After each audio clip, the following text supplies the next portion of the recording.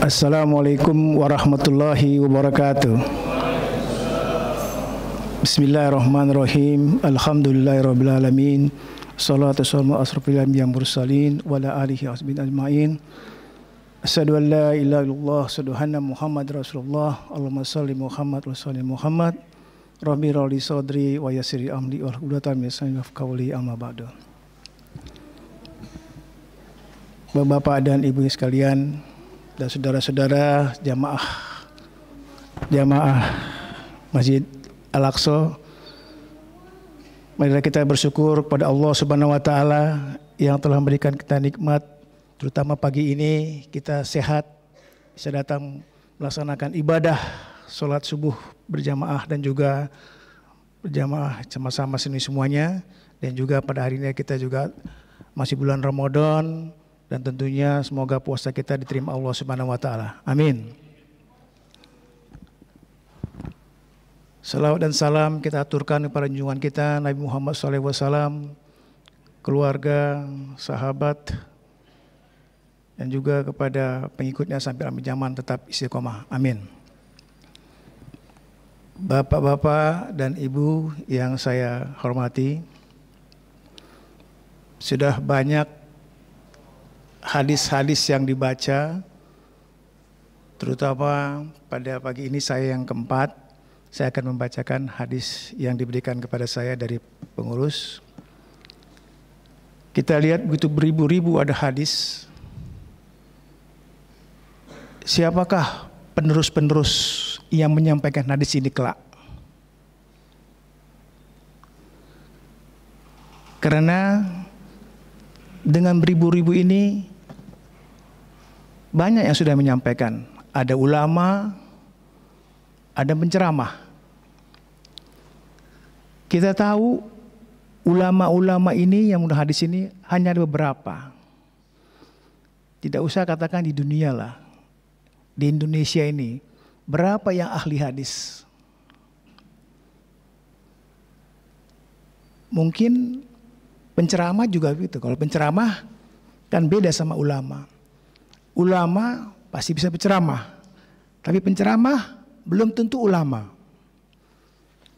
Siapa yang kita ketahui orangnya kira-kira ulama-ulama yang ahli hadis? Apakah kita tahu juga? Tidak gampang untuk menghadis ini. Jangankan untuk beribu-ribu, beberapa puluh aja kita, atau juga berapa hitungan, belum tentu kita hafal mengenai hadis-hadis ini. Oleh karena itu, bagaimana generasi akan datang untuk bisa menguasai hadis-hadis ini? Cobalah kita tanya kepada anak-anak kita, cucu kita. Apakah mereka nanti mau jadi ulama? Atau penceramah? Karena suatu kita masih kecil saja, kita masukkan dia ke sekolah kan tergantung kita juga itu sebenarnya. Masuk ke SD, masuk ke SMP, masuk ke SMA. Ini saya lihat kalau orang SD 6 tahun, sekolah negeri, kita bandingkan, tamat dia SD misalnya. Kalau dia berhenti sampai SD saja, itu sangat sulit juga untuk meneruskan suatu pekerjaan. Sekarang kalau dia masuk sekolah pesantren, 6 tahun, itu bisa hafiz Quran. Kemudian SMP, 3 tahun, tambah lagi dia belajar hadis. Kemudian tambah 3 tahun, dia belajar lagi, bisa dia tafsir Al-Quran. Jadi istilahnya, ulama itu tidak ada yang pensiun. Gak ada yang pensiun ulama. Kita umur 60 tahun sudah pensiun. Ulama tidak ada yang pensiun ulama. Baik juga penceramah. Jadi memang untuk generasi-generasi akan datang untuk menjadi ulama ini, bagaimana untuk supaya bisa meneruskan generasi-generasi akan datang, itulah tidak mudah. Tapi Allah Subhanahu wa taala selalu menjaga agamanya. Itulah tadi sedikit itu artinya saya sampaikan sebelum saya membaca untuk hari ini yang berjudul anjuran untuk membaca beberapa surah dan ayat khusus. Hadis nomor 1009.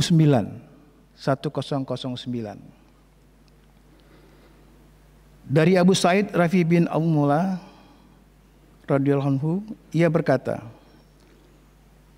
Rasulullah sallallahu alaihi wasallam bersabda kepadaku, maukah aku ajari kamu surah yang paling agung di dalam Al-Quran sebelum kamu keluar dari dalam masjid?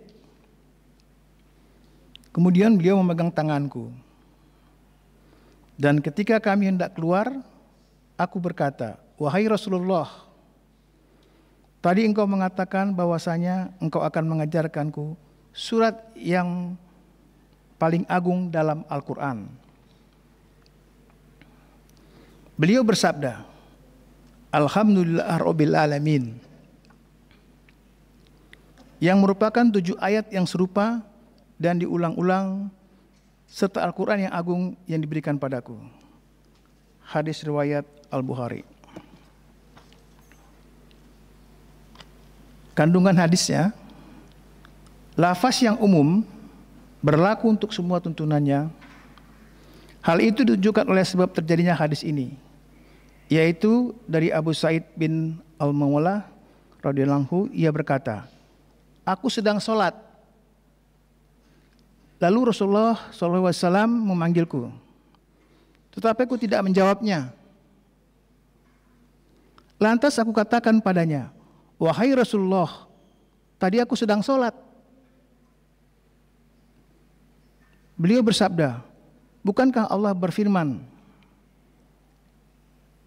istajibu lillahi walirrasuli ijada'akum. Penuhilah suruhan Allah dan Rasul apabila dia menyerumu. Surah Al-Anfal 8 ayat 24. Dengan memenuhi panggilan Allah dan Rasulnya, maka terdapat kehidupan yang hakiki, ketenangan dan bahagia. Tidak batalnya sholat orang yang menjawab panggilan Rasulullah SAW.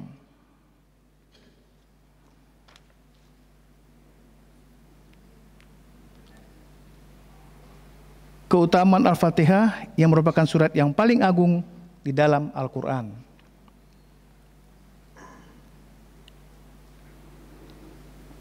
Bolehnya mengutamakan sebagian Al-Quran atas sebagian lainnya, hal itu didukung pula oleh firman Allah.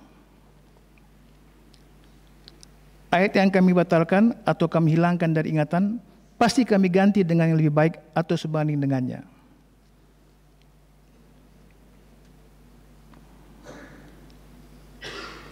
Ini kalau dicontohkan, saya kemarin bertanya kepada Ustadz Fadli Andri, apa maksudnya bolehnya mengutamakan sebagian Al-Quran atas sebagian lainnya?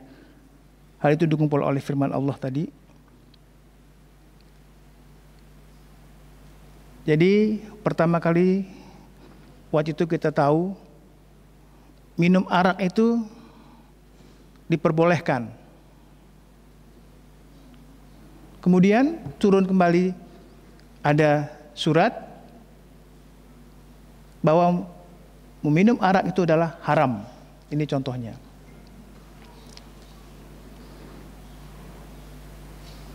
Penafsiran dari firman Allah dari Al-Hijr ayat 87, dan sungguh kami telah memberikan kepadamu 7 ayat yang dibaca berulang-ulang dalam Al-Quran yang agung, yaitu surat Al-Fatihah. Dalil menunjukkan bahwa Al-Fatihah jumlahnya 7 ayat. Kedelapan, kesungguhan Rasulullah SAW dalam mengajarkan kebaikan kepada umat manusia dan menjelaskan sekaligus menganjurkan untuk mengamalkannya. Nah, ini mengamalkannya. Saya sendiri kalau membaca Al-Fatihah itu kalau lagi sholat berjamaah di masjid, itu hanya berani pada waktu sholat zuhur sama asar. Karena apa? Karena tidak terdengar. Karena ternyata membaca Al-Fatihah ini yang benar tidaklah segampang yang kita kira. Kalau ada guru atau ustadz yang mendengarkan kita membaca Al-Fatihah, mungkin ya banyak kesalahan kita. Jadi apalagi kalau kita sholat yang subuh, maghrib, isya yang terdengar, itu terdengar tuh kita punya lafaz yang kita baca. Tapi kalau sholat zuhur sama asar ya tidak terdengar. Ini pengalaman dari saya. Jadi untuk mengamalkan itu perlu kita banyak belajar. Hadis 1010 dari Abu Sa'id Al-Khudri radhiyallahu anhu, ia berkata, Rasulullah SAW bersabda kepadaku tentang surat Al-Ikhlas, demi zat yang diriku berada di tangannya, sungguhnya sebanding dengan sepertiga Al-Quran. Dalam riwayat yang lain bahwa Rasulullah SAW bersabda kepada para sahabatnya, apakah salah seorang dari kalian tidak mampu untuk membaca sepertiga Al-Quran dalam satu malam? Maka para sahabat pun merasa berat menerimanya seraya berkata, siapakah di antara kami yang mampu wahai Rasulullah? Beliau bersabda, Qulhuwallahu ahad, Allahu samad, adalah sebanding dengan sepertiga Al-Quran. Hadis riwayat Al-Bukhari. Kandungan hadisnya, keutamaan surat Al-Ikhlas yang ia sebanding dengan sepertiga Al-Quran. Membaca sepertiga Al-Quran secara terus-menerus adalah sulit dan menyusahkan. Bagaimana mungkin seorang mengklaim bahwa ia bisa menghatamkan Al-Quran dalam satu malam disertai tadabbur dan memahaminya? Surah Al-Ikhlas sebanding dengan sepertiga Al-Quran dari segi maknanya. Karena Al-Quran itu berisi hukum, kabar, dan tauhid, dan ikhlas mencakupi tauhid. Wah, ternyata membaca Al-Ikhlas ini suratnya pendek, tapi maknanya adalah seolah kita membaca sepertiga Al-Quran.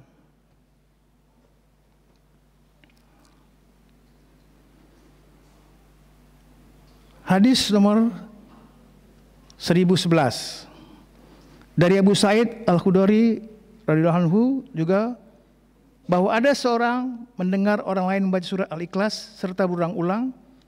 Keesokan harinya ia mendatangi Rasulullah SAW dan menceritakan kejadian itu seakan-akan ia menganggapnya remeh. Maka Rasulullah SAW bersabda, demi zat yang jiwaku ada di tangannya, sungguhnya ia sebanding dengan sepertiga Al-Quran. Hadis ini diriwayatkan oleh Bukhari. Kandungan hadisnya, boleh membaca satu surat dan mengulang-ulangnya. Penilaian syariat berbeda-beda. Penilaian syariat berbeda dengan penilaian adat kebiasaan yang dalam hal ini orang tadi menganggap remeh surat tersebut. Lantas Rasul menjelaskan bahwa ia sebanding dengan sepertiga Al-Quran. Hadis 1012 dari Abu Hurairah radhiyallahu anhu bahwa Rasulullah SAW bersabda tentang Qulhuwallahu ahad, sungguhnya sebanding dengan sepertiga Al-Quran. Hadis riwayat Muslim. Keutamaan surah Ikhlas yang serta dengan sepertiga Al-Quran. Hadis 1013 dari Anas radhiyallahu anhu bahwasanya seorang berkata, wahai Rasulullah, sungguhnya aku menyukai surat ini, Qulhuwallahu ahad. Kemudian beliau bersabda, sungguhnya menyukai surat itu akan memasukkanmu ke dalam surga. Hadis riwayat At-Tirmizi, ia berkata hadis hasan dan diriwayatkan oleh Bukhari secara mu'allaq. Kandungan hadis, boleh membaca satu surah yang sama di setiap rakaat, Sebab sahabat dalam hadis di atas membaca Al-Ikhlas dalam setiap rakaat.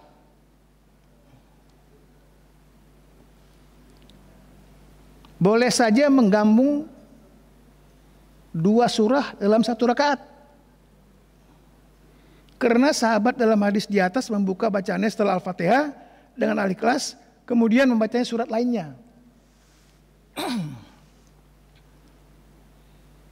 Keutamaan mencintai surat Al-Ikhlas yang dapat masukkan pelakunya ke dalam surga. Hadis 1014. Dari Uqbah bin Amir radhiyallahu bahwa Rasulullah SAW bersabda, "Tidakkah kamu memperhatikan ayat-ayat yang baru diturunkan tadi?" Maksudnya ayat-ayat yang baru diturunkan tadi malam yang tidak ada sesuatu pun yang semisalnya dengannya. Qul a'udzu birabbil falaq dan qul a'udzu birabbin nas. Hadis riwayat Muslim. Kandungan hadis, keutamaan surat Al-Falaq dan surat An-Nas yang keduanya termasuk surat terbaik yang diturunkan kepada Rasulullah, yaitu surat Al-Falaq dan surat An-Nas. Dalam hadis 1015 dari Abu Sa'id Al-Khudri radhiyallahu anhu, ia berkata Rasulullah SAW berlindung dari bangsa jin dan kejahatan mata dengki manusia sampai turun 2 surat Al-Mu'awwidzat. Ketika keduanya turun, beliau senantiasa membaca serta meninggalkan yang lainnya. Hadis riwayat At-Tirmizi, ia berkata hadis hasan. Kandungan hadisnya, diperbolehkan meminta perlindungan dari jin dan kejahatan mata dengki dengan menggunakan seluruh doa-doa yang disyariatkan yang tidak mengandung dosa dan kesyirikan. 2 surat Al-Mu'awwidzat sudah mencukupi untuk ruqyah. Adapun bacaan ruqyah selain dari keduanya belum mencukupi tanpa keduanya. Disunahkan bagi seorang hamba untuk kontinu dalam berlindung kepada Allah dengan menggunakan 2 surat Al-Mu'awwidzat, karena keduanya dapat mencegah seseorang dari keburukan dengan izin Allah.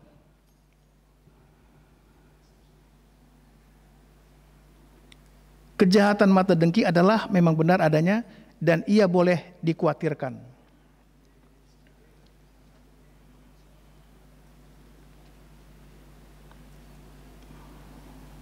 Hadis 1016 dari Abu Hurairah radhiyallahu anhu bahwa Rasulullah SAW bersabda,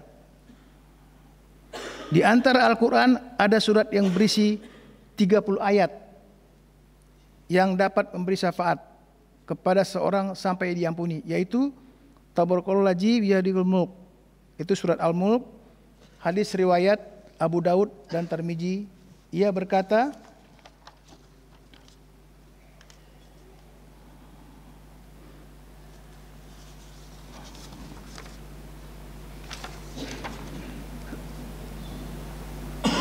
saya katakan syaratnya hasan. Ia mempunyai syahid penguat, dan dari hadis Ibnu Abbas dan Anas, kesimpulan hadis ini sahih karena adanya syahidnya. Kandungan hadisnya: 1. Penjelasan mengenai keutamaan surat Tabarak. 2. Penetapan adanya azab kubur. 3. Kitabullah dapat memberi syafaat kepada orang yang membaca dan mengamalkannya. Jumlah ayat semua surat sifatnya tauqifiyah.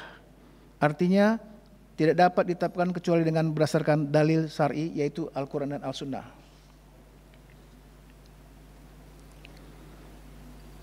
Hadis nomor 1017 dari Abu Mas'ud Al-Badri radhiyallahu anhu, dari Nabi sallallahu alaihi wasallam bersabda, barang siapa membaca 2 ayat terakhir dari surah Al-Baqarah, niscaya 2 ayat itu akan mencukupinya.